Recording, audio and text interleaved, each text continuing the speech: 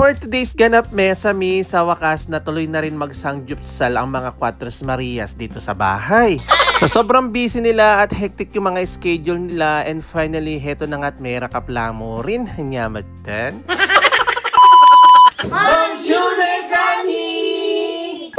Kapag meron kasi okasyon dito sa bahay mesami, lalo na't kapag birthday ng mga bata, lagi naming niyayayang ang mga yan, ang hirap nilang imbitahan kasi puro hectic yung mga schedule nila. Sa totoo lang mesami, sobrang busy na mga yan sa kanilang mga trabaho, kaya mga yayamanin ng mga yan. Nyamatan.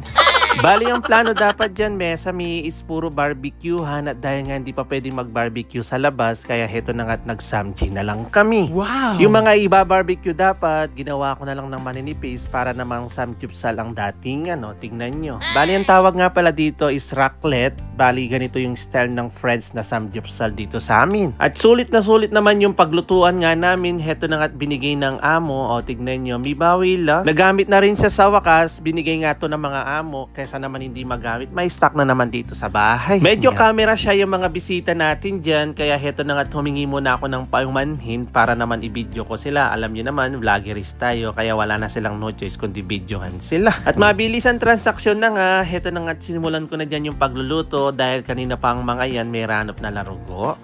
At alam niyo naman mesami, kapag samji, dapat kakainin ka agad yan after maluto. Itang mapali-pali pambagya, tapos mga pali ka balungos. Nyamatan. Ang problema lang dyan mesami is napasobra yata yung mga dala nila. Bali inihanda lang namin ni Mama Neri dyan is yung mga aperitif lang. Tingnan nyo yung mga dala nila. Bala naman katerba yung pakananda.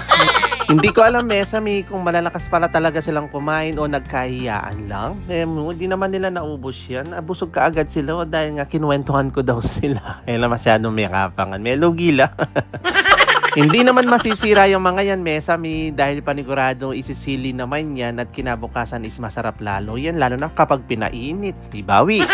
Sobrang sarap mag-samji mesami lalo na dito sa bahay. Yun nga lang is dahil nga winter is nakukulib yung usok. But after nga ng kainan, heto na nga't mangangamoy ang buong bahay. Nyamatan.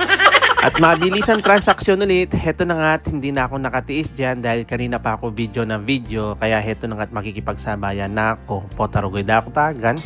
Sa mga mesami namin dito sa Maksay na naghahanap ng samjihan, meron dyan sa may Castellan, Pangalan, Busan, at meron din sa may Valentin. Pero kung gusto nyo makatipid, ganito na lang gawin nyo sa bahay. Yun nga lang, mangangamoy yung bahay ninyo. Ang yamatan. At syempre, dahil nga French style, after kumain, hindi mawawala yung dessert. Lawin nyo ng karakal, makalamin na naman gisa na nini. Naliblaw, Roy.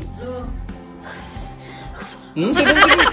Sobrang busog nila sa samji. Heto na nga, di nila alam kung paano nila uubusin tong mga dessert na to. Kaya pinilit nga namin silang ubusin kung hindi masisira ang mga yan. Nyamatan.